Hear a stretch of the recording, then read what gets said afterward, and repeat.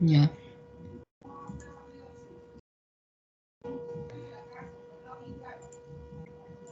Listo. Ok, listo. Bueno, comenzando ahorita vamos a empezar con la tercera sesión de la asesoría de microbiología, que vendría a ser bacterias que afectan el sistema nervioso central. Vamos a hablar de 4 bacterias importantes, bueno, que se tratan en esta semana para para el estudio médico, ¿no? Vamos a hablar primero sobre Neisseria meningitidis. Listo. A ver si lo puedo colocar en pantalla grande. Está perfecto. Neisseria meningitidis. Es una bacteria gran negativa que tiene una capa de pictoglucano gruesa. Y vamos a ver que es un diplococo. Acá en la imagen se puede observar que tiene forma de A2, que va de A2. Hay que mencionar que no es la única del género Neisseria, o sea, hay varias subespecies. Por ejemplo, también está Neisseria gonorrhoeae, que lo vamos a ver más adelante. ¿Dónde está el puntero? Ay, este puntero. ¿Se puede ver abajo el puntero? No, no. No, no se ve. A ver, la pantalla.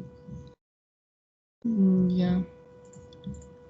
¿Así se ve bien la imagen? O. Sí. Ya. Ya, listo. Bueno, como no me dejo colocar el puntero, ya. Listo. Este es una Neisseria meningitidis. O sea, vamos a ver que es un diplococo. Acá, esta es una imagen en microscopio. Y vamos a ver que hay diferentes estructuras, ¿no? Y aquí justamente vamos a ver que es como que de A2.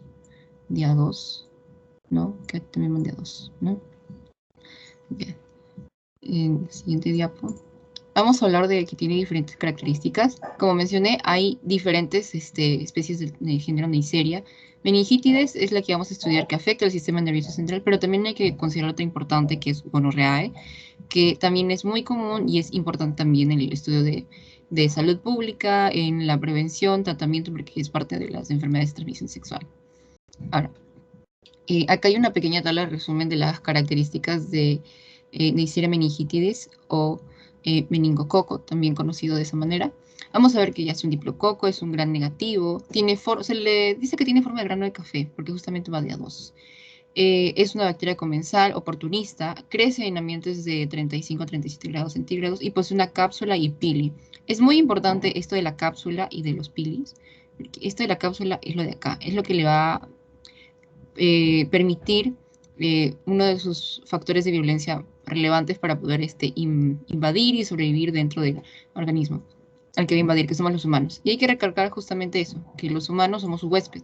Ellos residen en nosotros. Normalmente no hay ningún problema mientras tengamos un sistema inmune sano, fuerte. Sin embargo, muchas personas que tienen su sistema inmunodeprimido son presas de esta bacteria, ¿no? Se encuentran predispuestas a desarrollar la infección. ¿Y cómo se contagia? Es respiratoria, vía aérea, o sea, la persona, mediante los aerosoles que secreta al toser o estornudar, ¿no? Se adhieren al epitelio nasofaringeo y ahí es donde empieza el contagio, ¿no? Como puedes ver aquí en la imagen, esta es una persona que inhala esas gotitas, esas secreciones, esos aerosoles, y va a entrar a su vía aérea. O sea, esta es la boca, la faringe, y acá está la nasofaringe. Aquí. Y aquí es donde va a empezar a instalarse la bacteria. Y existen diferentes serogrupos también, porque hay que recordar que hay diferentes grupos. Va a haber B, C, Y, A y W135. Estos son los más conocidos y estos son los de relevancia. Hay que tener en cuenta que el B es el de los más importantes. Ya. Y cada uno está relacionado a algún tipo de clínica. En este caso, B, C e Y producen meningitis meningocócica, meningosemia. Los que producen neumonía son el género Y y el W135. Y los que son comunes en países en vías de desarrollo y donde podemos entrar, por ejemplo, aquí en Latinoamérica, un ejemplo, es el A y el W135. Ya. Los factores de virulencia. Vamos a hablar de manera general, ¿no? Cápsula de polisacáridos. Lo que vemos aquí, ¿no? Esta cápsula, que es antifagocítica. Los pelos que permiten la adhesión a la proteína CD47, 46. Las porinas, la por A y la por B, que evitan a los fagolisosomas para evitar que sean fagocitados, ¿no? La beta-lactamasa permite resistencia a la penicilina. La LPS o LOS genera la respuesta inflamatoria. El pili, este tiene un pili tipo 4 que permite la adhesión a la célula. Este es importantísimo porque esto va a permitir que se adhiera a la célula. O sea, este es el que permite que se mantenga ahí y que empiece a colonizar la nasofaringe. La proteína OPA, que permite la fijación y la penetración. El cinturón de meningitis es África. Justamente hablamos en esto en relación a los términos importantes A y W135. Estos son los serogrupos importantes. ¿Por qué el cinturón de meningitis de África? Porque aquí justamente va a haber una gran incidencia de Neisseria meningitidis. Ya. Ahora, las manifestaciones clínicas, infantes, va a haber en infantes, neonatos, adultos y también va a haber en infantes. Vamos a tener las fontanelas inflamadas, episóstonos y letargia o cansancio. En neonatos vamos a tener diarrea, dificultad respiratoria y ictericia. En adultos vamos a tener los cambios de conducta, la fiebre, la rigidez de nuca, las plexistonosis y también leucocitosis, exantemas, etc. ¿Cómo vamos hasta acá? ¿Se está entendiendo? Sí, todo claro. Ya, listo. Bueno, aquí como la vía de entrada justamente es la vía aérea a través de los aerosoles o las secreciones de la vía aérea, va a adherirse aquí a la nasofaringe. Ese es el punto 1, ¿no? Pero ¿qué va a ocurrir aquí? ¿Cómo es que va a atravesar, cómo va a pasar las células y todo? Ya. Eso vamos a ver acá. Ahora, vamos a ver que aquí es justamente cómo entra y cómo pasa de la nasofaringe a la circulación y después al cerebro, ¿no? Ya. Mira, primero puede establecerse aquí durante días o semanas y en el epitelio nasofaringeo. Y no va a haber manifestaciones clínicas. O sea, va a llegar acá, va a estar colonizando y no hay problema, se va a quedar ahí. Y si el sistema inmune, como lo mencioné, está bien desarrollado, entonces va a poder lidiar con la infección y lo va a eliminar. Pero, ¿qué pasa si hablamos de una persona inmunodeprimida? Va a ser mucho más virulento y va a llegar a la circulación, va a atravesar las células y va a llegar a la circulación y luego va a llegar a la meninge. Ya, y justamente vamos a hablar de esto que se llama mecanismo transcelular transporte. O sea, va a pasar a través de la célula para llegar a la circulación. Ya. Entonces la ruta sería así: nasofaringe, vasos sanguíneos, sistema nervioso central. Eso es importante. Y en sí, en el sistema nervioso central donde va a adherirse va a ser al endotelio cerebral. Ahora, el pili tipo 4 del que justamente te hablé es importante porque va a interactuar con un receptor que se llama el CD147 y el B2AR adrenérgico, que desencadena la conexión con otros receptores. Es como una cadena de acciones y que justamente va a permitir este paso. ¿Y qué va a pasar? Va a reclutar algo que se llama esrina, que permite polimerizar actina para que la bacteria vaya reubicando y acomodando el paso a la caderina, que también es otra proteína importante. Pero ¿qué hace la caderina? Aquí la caderina permite que las células estén unidas, o sea, las mantiene unidas entre sí para que no se separe y que no haya espacio entre células, ¿no? Pero ¿qué va a pasar al mismo tiempo? Vamos a tener a la metaloproteinasa MMP8, que va a degradar una proteína que se llama ocludina, que ambas van a separar las células endoteliales y va a haber un espacio para que la bacteria atraviese el endotelio y se internalice. Este justamente es el proceso paracelular, ¿no? Y de esta manera es como pasa del endotelio sanguíneo a la de cómo pasa hacia la meninges, a la meninges para producir la meningitis bacteriana. Por aquí está. Mira, justamente aquí está. Primero está el pili tipo 4, este es uno, está llegando acá. Y va a interactuar con el CD147 y el beta 2 adrenérgico. ¿no? Y aquí va a desencadenar el pase, ¿no? Con los otros receptores, etcétera, y el meningococo se va a unir.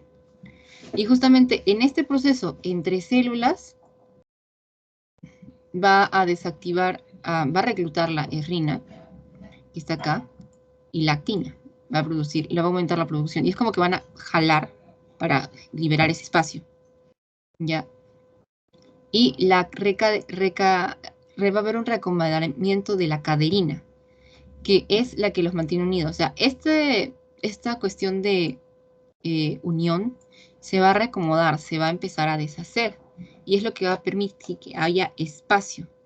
O sea, mientras que a nivel nasofaringio es intracelular, a nivel ya del endotelio vascular y el endotelio eh, neuronal, ¿sí? Va a haber una separación para que así la célula pase va a pasar entre ellos. O sea, va a pasar como que va a abrirse camino entre las células. En uno tendrá que atravesarla y en la otra se hace un espacio. ¿Sí se entendió? Sí. Ya, listo. Ahora, ¿qué más? Ya, ahora hay que tener en cuenta también términos, ¿no? Meningitis meningocócica es inflamación de meninges. Bacteremia meningocócica es la diseminación. Y meningocosemia es la púrpura fulminante, que es la que ocasiona el síndrome de Waterhouse. Ya. Esto de la púrpura fulminante y también la bacteremia meningocócica, ¿dónde va a ocurrir? Justamente en la circulación, cuando el meningococo esté transportándose en la circulación, o sea, en el proceso de antes de llegar al endotelio celular, ¿no? Entonces, vamos a ver las manifestaciones clínicas, como justamente hemos hablado de el síndrome de Waterhouse, la púrpura fulminante, que justamente es muy delicado para infantes, ¿no? Y también vamos a ver como manifestaciones clínicas los signos meningios, que son importantes, como el signo de Kerning y el de Brusinski. El signo de Kerning implica que van a elevar tu nuca y va a haber dolor al hacerlo, ¿no? Y el de Brusinski es cuando se eleva la nuca y a su vez involuntariamente se va a flexionar la pierna en automático, ¿no? Ya. Y las poblaciones de riesgo obviamente son los infantes, también las personas de la tercera edad y las personas inmunodeprimidas, ¿no? Más. Ya. ¿Por qué ocurre esto de la púrpura fulminante? Por las toxinas. Las toxinas, al internalizarse en el torrente sanguíneo, van a interactuar con la pared vascular y esto va a formar la ruptura va a generar la rotura de los vasos y las petequias. Y obviamente puede ser pequeñas, aquí, o masivo, ¿no? Completamente, y esto es lo que va a generar daño, va a ser letal.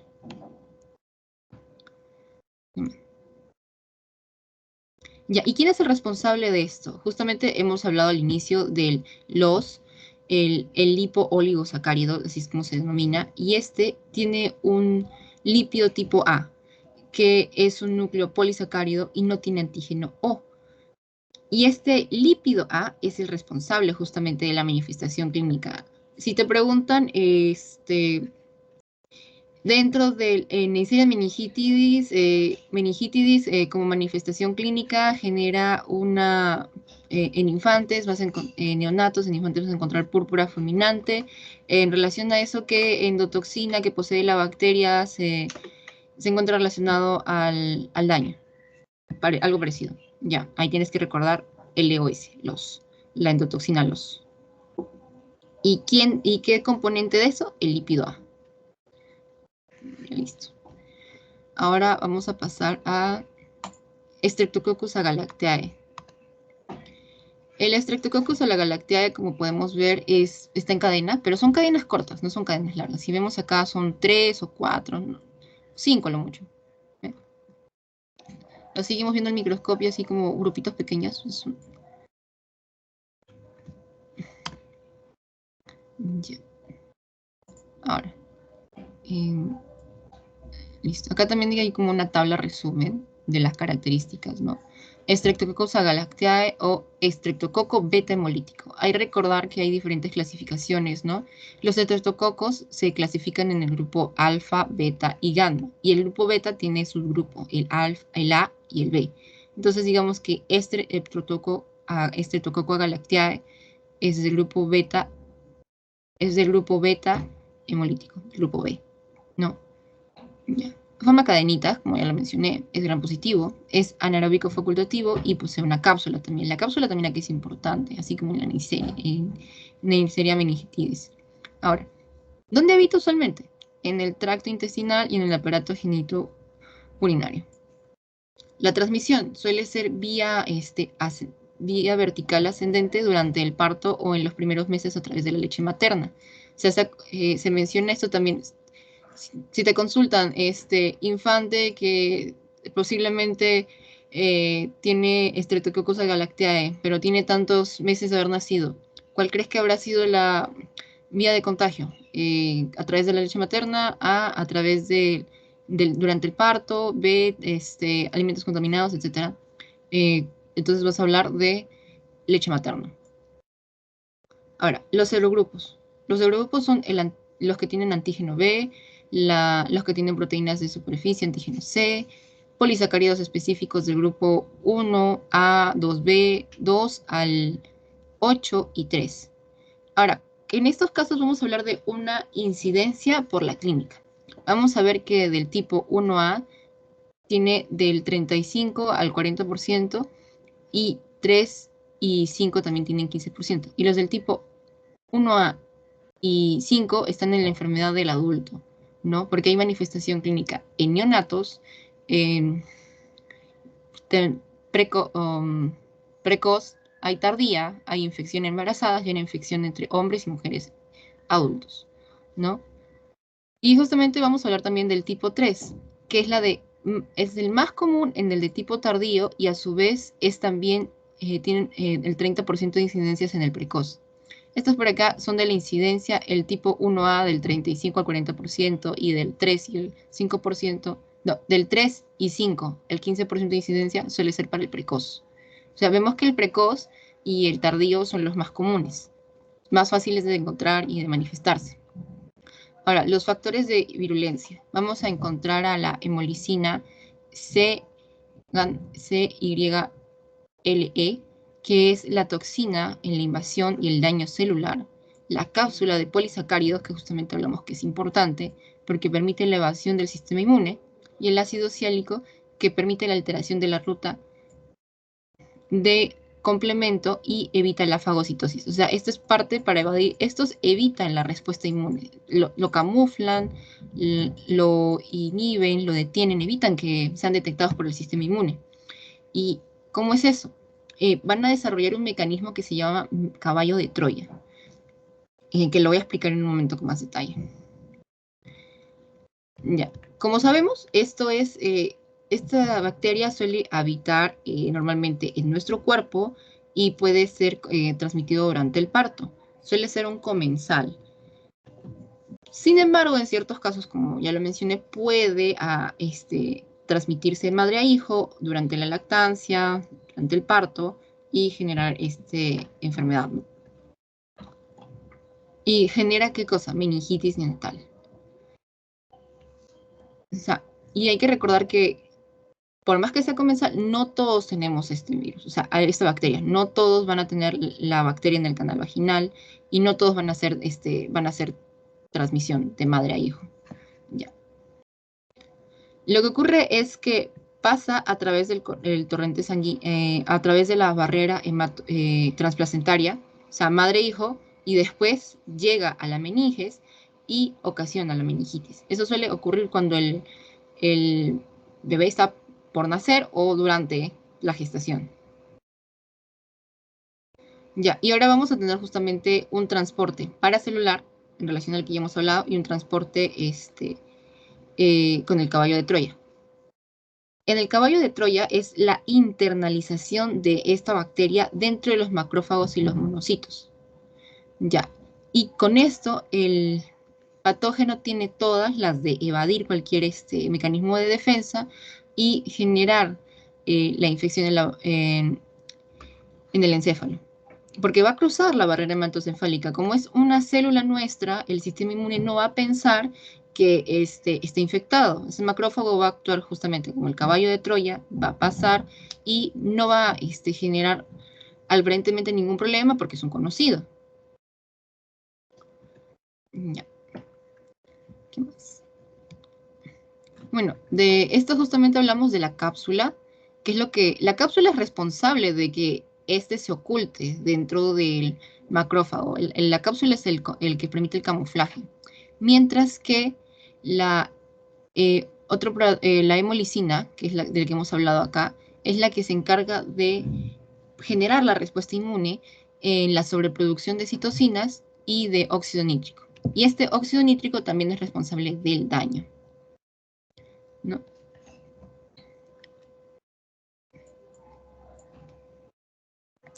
¿Dónde está? Ay, baja, baja, baja.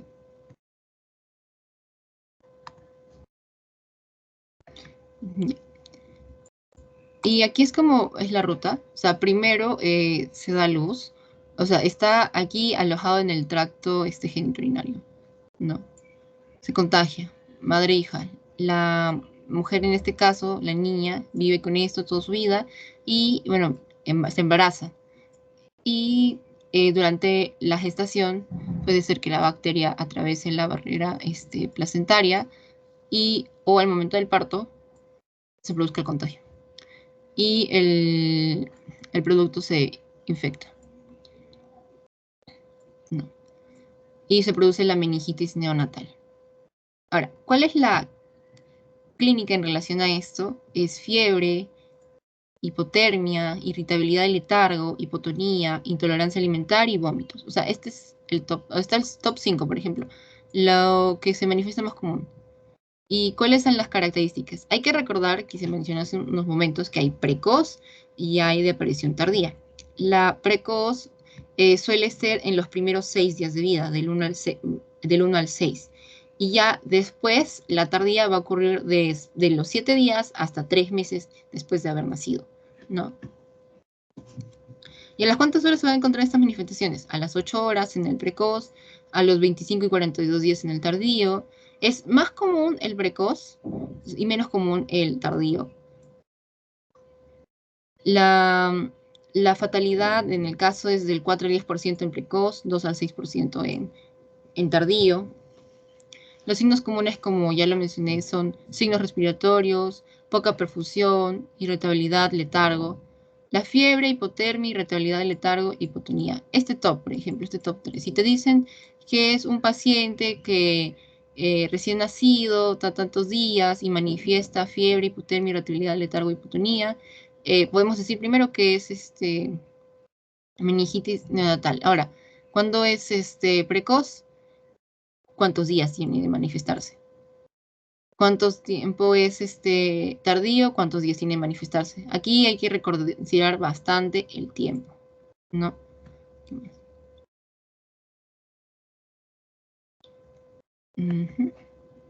Aquí, por ejemplo, también vamos a ver lo del modelo de caballo de Troya, que justamente aquí están las meninges, aquí está dura madre, aracnoides, pia madre, ¿no?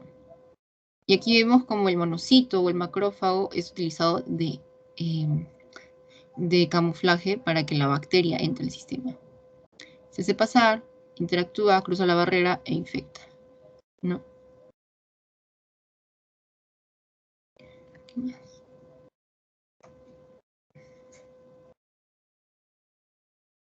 Continuamos. Ahora vamos a hablar de... Ya, Listeria monocitogénesis. Pero hasta acá, ¿cómo vamos? ¿Todo bien? ¿Se entendió?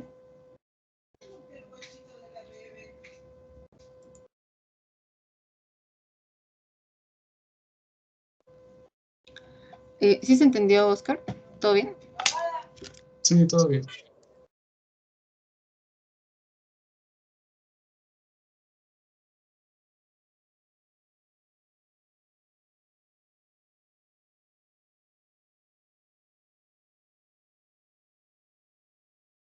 Ya, listo. Ya, ahora vamos a hablar de Listeria monocitogénesis. Aquí como una tablita resumen, vamos a hablar de qué es. Es un bacilo o cocobacilo y es del grupo beta hemolítico.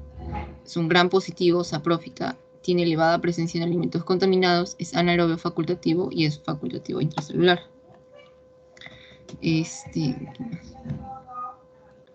Segundo. ¿Y dónde habita? Generalmente en el medio ambiente como un saprófito, en la tierra, en la vegetación y varios animales, ¿no? ¿Cómo se transmite? Vía oral por ingesta de alimentos contaminados y esporádicamente a través de la placenta. O sea, quiere decir que te puedes contagiar comiendo algún alimento, un alimento mal enlatado o algo que dejaste mucho tiempo al sol y se contaminó, algo que te olvidaste de refrigerar, o de repente durante el parto se pudo haber contagiado. Ahora, ¿cuáles son los factores de virulencia? La interlalina A o IANIA e IANIB. ¿Qué hace? Unión con E-caderina unión con proteína M para la adherencia. Toxina, literolicina, fosfatodinilinocito, la proteína ACTA, etc. Y aquí es lo que va a ocurrir. La vía de ingreso es por la vía oral, a través de la ingesta de alimentos, ¿no? Y lo que ocurre normalmente en una persona con un sistema inmune en buenas condiciones, simplemente hay una gastroenteritis, hay un problema estomacal y listo, se soluciona, ¿no? Pero ¿qué pasa si eres una mujer embarazada o una persona con el sistema inmune deprimido? Ok, primero va a pasar al sistema digestivo porque ahí es donde va a actuar la bacteria. Va a actuar en el sistema digestivo, en el intestino. Y ahí es donde se internaliza, principalmente en el duodeno, ¿no? Genera daño gástrico y no pasa a mayores, obviamente, porque acá tenemos una persona con un sistema inmune todo ok. Pero en el caso de que fueses embarazada o uno inmunodeprimido, tal vez tengas alguna enfermedad como lupus, VIH, cáncer, etcétera, o que estás realizando un tratamiento para alguna infección, etcétera, estás predispuesto a que esta bacteria ya no te dé una gastroenteritis, sino se produzca algo mayor. Ya. ¿Y cómo va más o menos la ruta? Primero es el intestino delgado, hígado, vaso, luego sistema nervioso central. O si eres embarazada, barrera transplacentaria, feto. A ver, voy a borrar esto. Sería intestino delgado, hígado y vaso. ¿Y qué ocurre en el hígado y en el vaso? Acá es como que se puede hacer un control, o sea, el primer control es acá y se evita todo eso y solo se queda con una gastroenteritis. Pero si pasa aquí el sistema inmune, el cuerpo, ya no lo controla, va a llegar a la circulación. Va a llegar a la circulación mayor y después va a pasar al sistema nervioso central o a la barrera transplacentaria, perdón, la barrera transplacentaria. Y va a producir meningitis neonatal. ¿Y qué va a ocasionar esto? No solamente va a ocasionar la meningitis en el neonato, también va a ocasionar abortos espontáneos, ¿no? ¿Y por qué las embarazadas? Porque también cuando una mujer está embarazada tiene las defensas bajas para poder sobrellevar el embarazo, ya que el feto es de alguna manera reconocido como un cuerpo extraño. Entonces, para poder ser sobrellevado, de alguna manera se reduce la respuesta inmune para que no le elimine el cuerpo.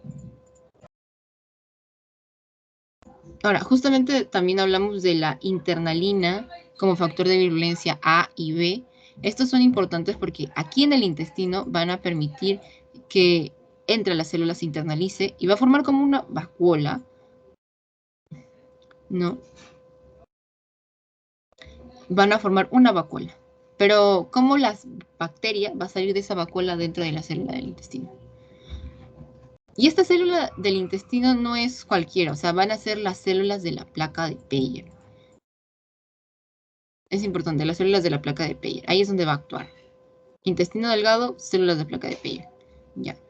Se internaliza con interlanina A y B. ¿Y cómo es que va a escapar de esta cápsula, esta vacuola creada para poder adentrarse con el LLO y el PI-PLC y el PC-PLC? Está acá también en la lista, ¿no? Están acá como nombre de fosfatidilinositol y fosfatidilicolina. Igual, ambos son PLC. Y, como se mencionó, complementan al LLO o toxina literiolizina. Van a liberarse de esta vacuola y al liberarse en el citosol comienza a replicarse. Y ahí es donde actúa la otra proteína que es la ACTA,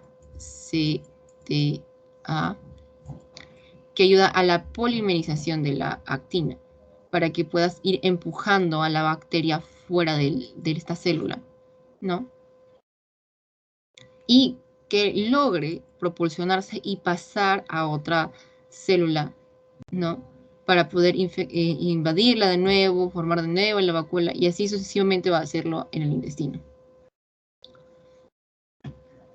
Y del intestino va a ir a los nódulos linfáticos, del nódulo linfático va a ir al vaso, al hígado, cerebro o placenta.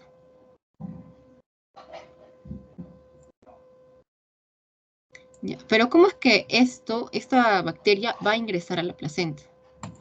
Va a hacerlo a través de la interlanina B y va a conectarse con la proteína PL3K. Y con esto logra hacer su ingreso a la placenta. O sea, seguimos la ruta. Alimentos contaminados, intestino, placa de Peyer, células de la placa de Peyer. Después, nódulo linfático. Del nódulo linfático va el hígado y va el vaso. Aquí, si eres una persona ya con tu sistema inmune que, o menos, que tiene cierto nivel de respuesta, se va a controlar acá y no va a pasar a mayores. Eso es importante. O sea, primer control, intestino. Segundo control, hígado. Si es que no se puede controlar aquí, va a ir a la circulación y va a llegar o al sistema nervioso, a las meninges, produciendo meningoencefalitis, o va a llegar hacia a la barrera transplacentaria, va a atravesar y va a llegar al feto y va a producir meningitis neonatal. Y para entrar justamente aquí, va a utilizar la interlanina B, que se va a conectar con la proteína PL3K, y eso va a permitir su ingreso a la placenta y hacer lo que estaba haciendo también en el intestino. Saltar de célula en célula. Y va obviamente a dañar las células que se encuentran aquí.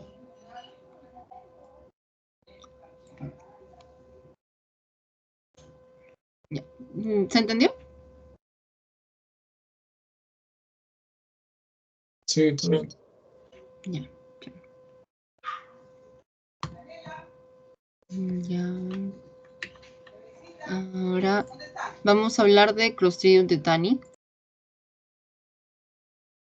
El Clostridium tetani es de las pocas bacterias que forman espora. Aquí en la imagen podemos ver la espora como tal y la colita alargada que tiene. O sea, forma de como una comita o palillo de tambor, así. Y eso es importante porque esta no es su forma usual. Esta es su forma para protegerse del medio ambiente que tiene altas concentraciones de oxígeno. ¿Por qué? Porque es lábil al oxígeno.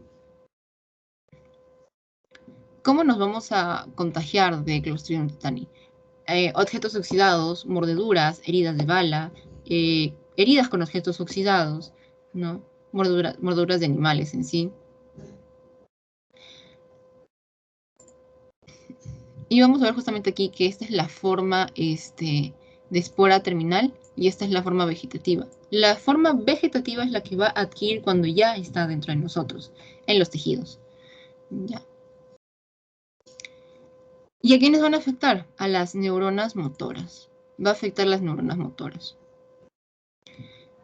Y vamos a tener signos clínicos muy importantes que son el epistóstonos, rigidez muscular y el trismo. Como ya mencioné, ya se mencionó, es lábil al oxígeno. Por esa razón, cuando está en el medio externo tiene esta forma de espora para protegerse y en el medio interno, en donde está en el tejido en el que se está alojando, va a tener esta forma vegetativa. Ya. Esta crece y se alarga en el músculo y va a desprender dos toxinas. La toxina A, tetanolicina, y B, tetanospasmina. O sea, como A y B.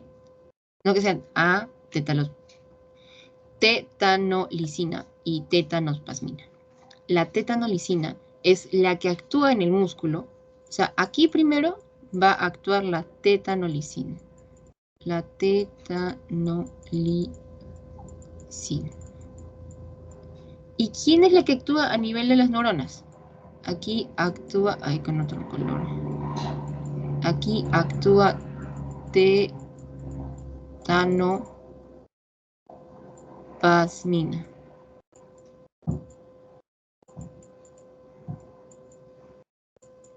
Tetanospasmina. Ok, la tetanolicina es la que destruye los glóbulos rojos que transportan oxígeno. ¿Y esto por qué? Porque permite que la célula, que la bacteria, tenga un ambiente favorecedor para poder crecer. ¿Por qué? Porque el glóbulo rojo que transporta oxígeno. Entonces, si yo elimino la célula que transporta oxígeno, yo voy a tener menos riesgos de verme expuesto a esto y voy a poder crecer más en un ambiente pobre en oxígeno. Me replico más, aumento la población, infecto más, ¿no? Ahora, la tetanospasmina es la que actúa a nivel neuronal y va a generar todas las manifestaciones clínicas, ¿no?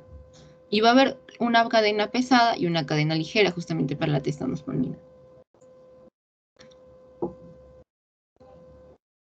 Ya, la tetanospasmina va a tener la parte pesada como la inicial del proceso, que va a permitir que sea reconocida en la neurona e ingresar a la neurona. Y la parte ligera es la responsable que dentro de la neurona se evite la conexión entre diferentes neurotransmisores. Por ejemplo, para la relajación tenemos los neurotransmisores GABA y glicina. Pero si yo tengo la parte ligera de la tetanospasmina, voy a evitar que ellas actúen y ya no va a haber relajación. Y se pierde esta capacidad, y la que se sigue produciendo y que sigue actuando va a ser la acetilcolina, la cual es encargada de regular la contracción. Entonces, si yo tengo acetilcolina solamente actuando y no tengo GABA y glicina para evitar que se siga contrayendo, entonces los músculos van a ir contrayéndose. Y va a ser de manera desregulada. Por lo cual, vamos a obtener lo que es el trismo o risa sardónica y el... ¿qué más? Ahora, un segundo. Ahí está. El trismo, la tensión muscular, la disfagia, disfonia, los espasmos. Y todo esto justamente se ve así. Ya no se suele ver mucho en países en desarrollo. Suele ocurrir en países en vías de desarrollo. No es que, o sea, sea exclusivo, pero es más común verlo ahí. Y justamente se utiliza inyecciones para contrarrestar, ¿no?, la toxina botulínica, que es la responsable justamente de esto, ¿no? O sea, si a mí me preguntan quién es la responsable de las manifestaciones clínicas como tal de una infección por Clostridium tetani, voy a hablar sobre la tetanospasmina. La tetanospasmina, ya, ¿y cuál de sus cadenas es la relevante en esto? La cadena ligera. Porque la cadena pesada simplemente permite que la reconozcan, la identifiquen y todo ok. Pero la que actúa, la que inhibe, la que permite que haya una hiperactividad de la acetilcolina es la parte ligera. Si me dicen qué neurotransmisor es inhibido por la tetanospasmina, voy a hablar de GABA y glicina. Y otra pregunta podría ser, si me dicen que el neurotransmisor actúa sin ser regulado, la acetilcolina. Si me preguntan, por ejemplo, también cuáles son las dos toxinas, tengo tetanolicina y tetanoplasmina. Tal vez no les llegan a preguntar exactamente quién es hemolítica, pero, por ejemplo, toxina que permite la replicación de Clostridium tetani cuando está invadiendo el tejido. A, tetanolicina, B, tetanolicina. ¿Qué más? Forma de Clostridium tetani. ¿Cuáles son las dos formas? Espora y forma vegetativa. Hay que recordar que tiene dos formas. ¿Dónde voy a encontrar la vegetativa? Vegetativa a nivel intracelular cuando está invadiendo el tejido muscular, ¿no? Y cuando yo voy a encontrar la forma de espora en el medio ambiente. ¿Por qué? Porque la Clostridium tetani hay que recordar que es lábil al oxígeno. O sea, si tú lo colocas en un ambiente rico en oxígeno, la Clostridium tetani va a tomar su forma de espora para protegerse. Pero si está en su forma vegetativa y le expongo oxígeno, lamentablemente la bacteria no va a poder sobrellevar eso y va a morir.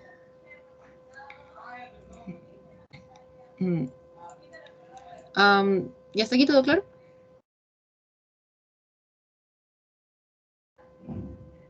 ¿Se entendió? Sí, todo claro. Ya.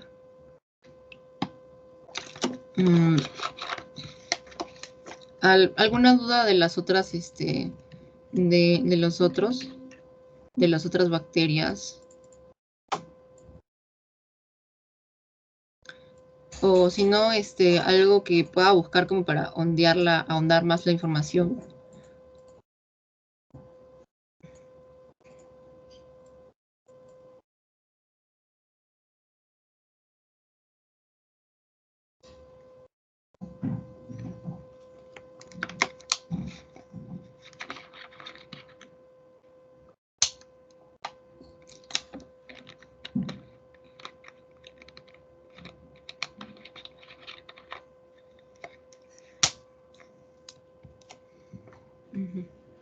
Todo bien entonces, ¿no?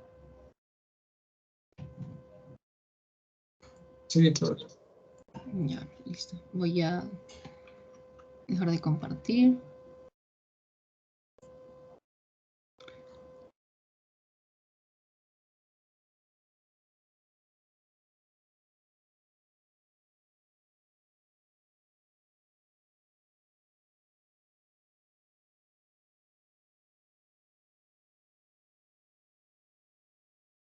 Jenny también está en reunión. Genial. Ah, ya. Oli, no me había dado cuenta, perdón. Ya, chicas. Entonces, ahorita voy a tener la grabación. Vayan respondiendo también sus post-test. Y me dejan ahí si quieren preguntas más difíciles. Les saco unas preguntas más difíciles de banco porque son las preguntas son del último examen y de los últimos dos parciales. Ojalá les vaya bien también. Voy a tener la grabación. Listo.